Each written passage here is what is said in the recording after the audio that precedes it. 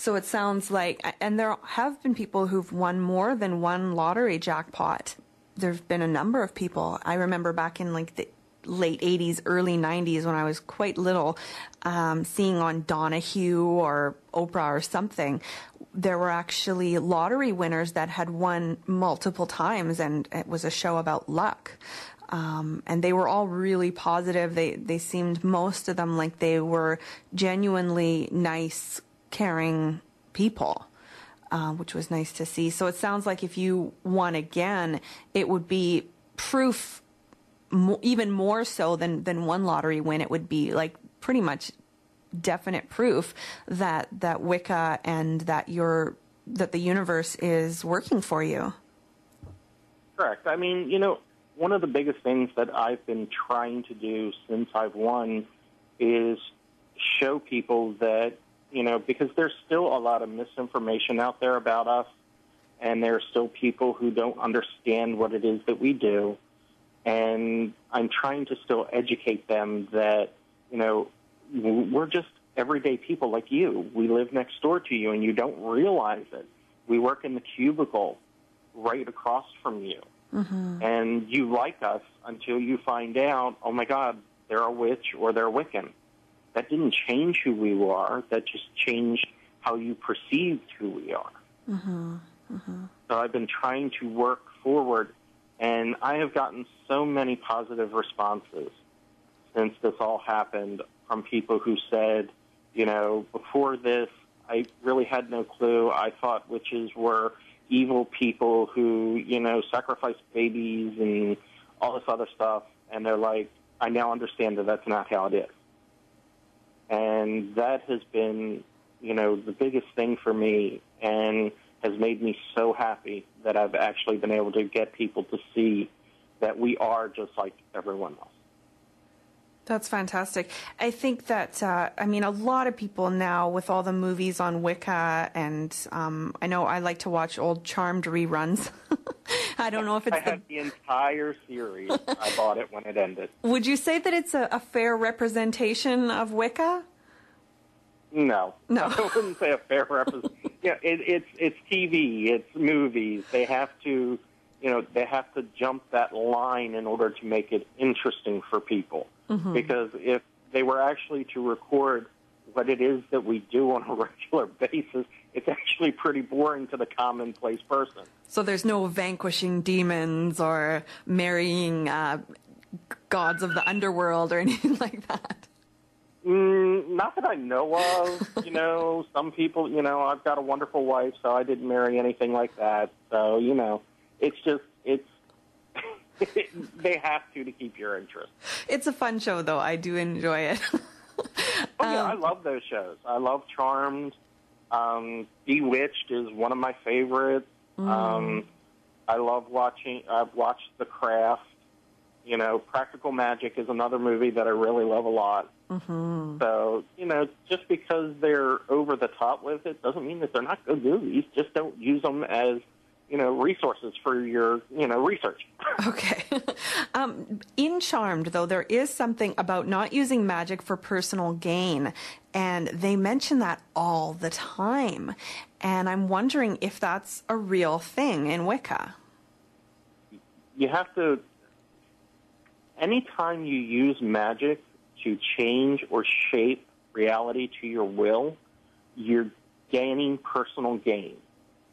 So if you do a prosperity spell, it's for personal gain. Mm-hmm. If you do something to better your health, it's personal gain.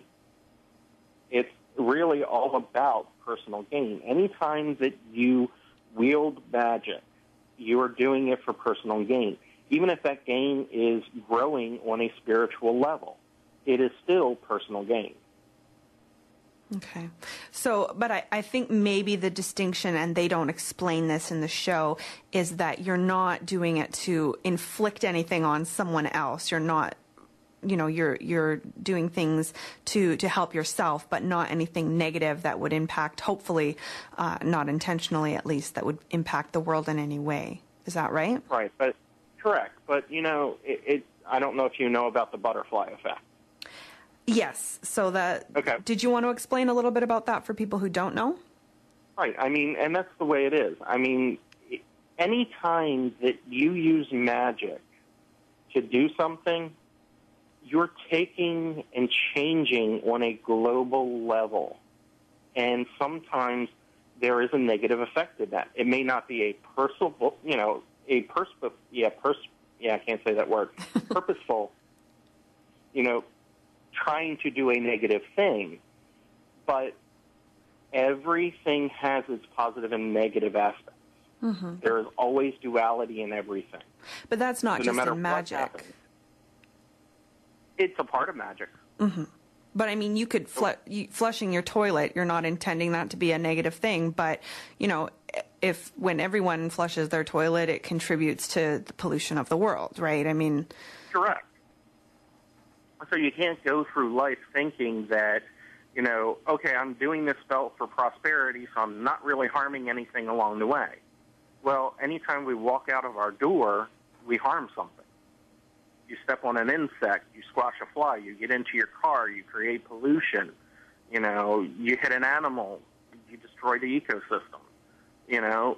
It's just a matter of how much good can you do for the bad that you also do.